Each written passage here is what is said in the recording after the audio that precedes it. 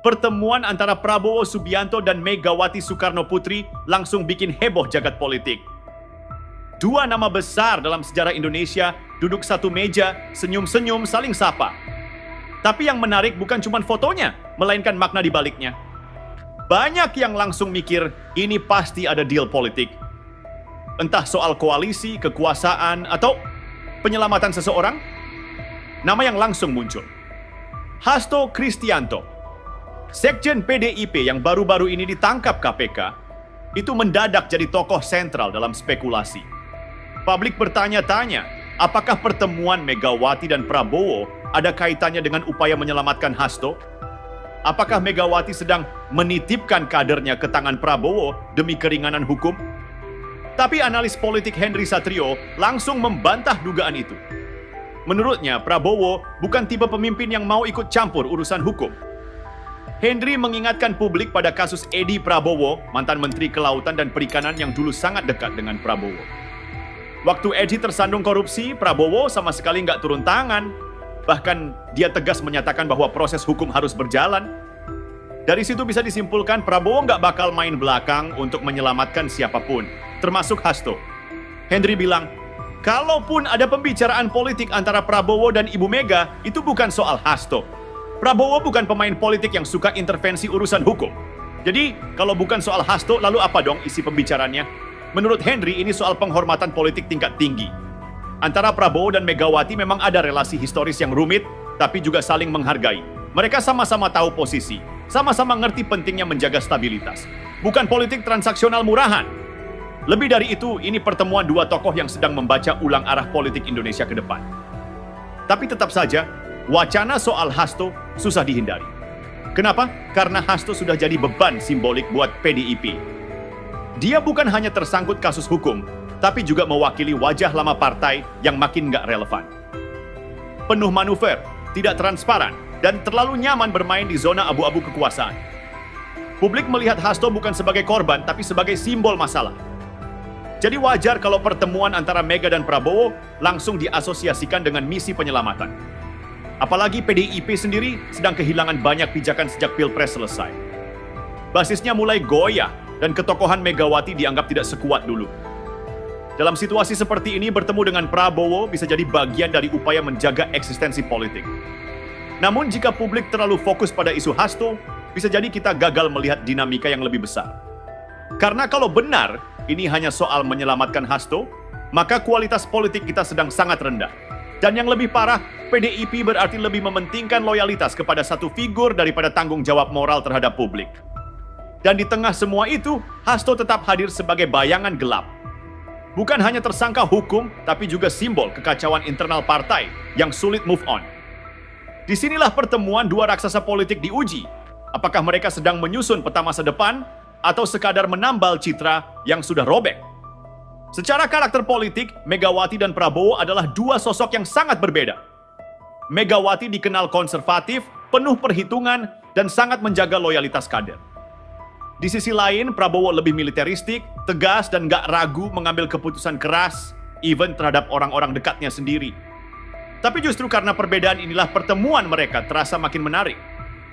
Dua kutub yang kontras bertemu dalam satu ruangan, dan publik langsung bertanya, apa yang sedang mereka sepakati? PDIP sudah buru-buru bilang bahwa pertemuan itu tidak ada hubungannya dengan kabinet. Katanya mereka tetap ingin jadi oposisi. Tapi analis Henry Satrio nggak percaya sepenuhnya. Menurutnya, nggak mungkin dua tokoh besar seperti Prabowo dan Megawati ngobrol panjang tanpa menghasilkan kesepakatan apa-apa. Bukan berarti mereka barter posisi, tapi bisa jadi ada pemahaman strategis tertentu yang nggak diumumkan ke publik. Ini bukan sekadar soal bagi-bagi kursi. Lebih dari itu, ini soal membangun ulang komunikasi politik di tingkat atas. Henry menyebut hubungan Prabowo dan Megawati sudah di level yang jauh di atas politik biasa. Artinya, mereka mungkin tidak sepakat dalam semua hal, tapi tahu bahwa mereka butuh satu sama lain untuk menjaga stabilitas negara. Namun tetap saja, bayang-bayang Hasto susah dihapus dari konteks pertemuan ini. Meski disebut bukan bagian dari pembicaraan, keberadaannya seperti hantu yang terus membayangi PDIP. Publik sulit percaya bahwa Megawati bisa begitu tenang membicarakan masa depan tanpa menyinggung soal kadernya yang sedang terseret masalah di KPK. Sementara itu, Prabowo justru menunjukkan sikap yang lebih dewasa. Ia memilih fokus ke hal-hal besar, tidak larut dalam drama, dan enggan mengorbankan prinsip hanya untuk menyenangkan lawan bicara. Kalau ini benar-benar jadi awal dari kolaborasi, maka Prabowo bakal jadi tokoh dominan. Sementara Megawati perlahan mulai tergeser ke posisi simbolik, penting secara historis, tapi tidak lagi memegang kendali penuh.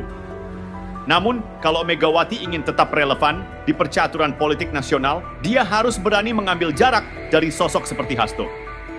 Karena selama Hasto masih jadi juru bicara utama, PDIP akan sulit membersihkan wajahnya di mata publik. Pertemuan ini bisa jadi momen penting untuk redefinisi arah PDIP. Tapi itu hanya bisa terjadi jika partai ini berani menanggalkan beban-beban lama. Dan sayangnya, Hasto adalah beban terbesarnya hari ini. Jadi pertemuan Megawati dan Prabowo memang bukan soal tawar-menawar hukum. Tapi bukan berarti bebas dari kepentingan.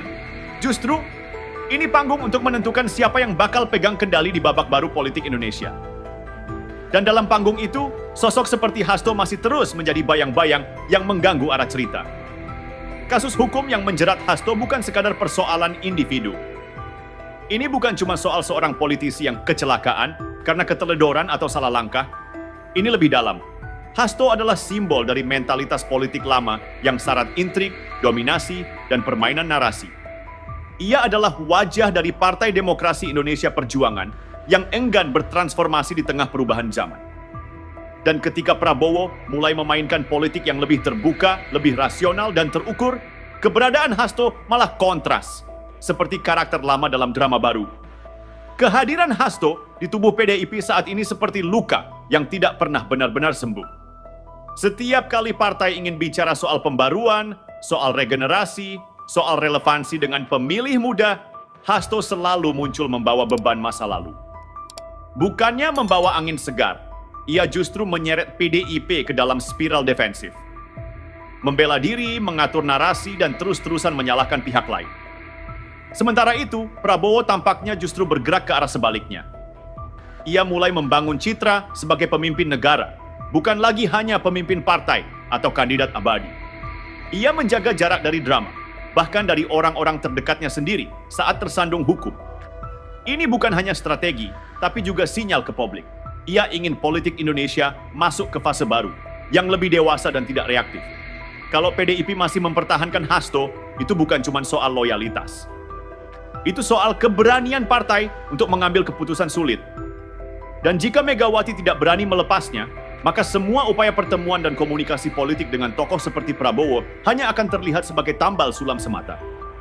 Karena sebaik apapun skenario masa depan, kalau aktor utamanya masih memeluk bayang-bayang masa lalu, maka cerita itu tak akan pernah utuh.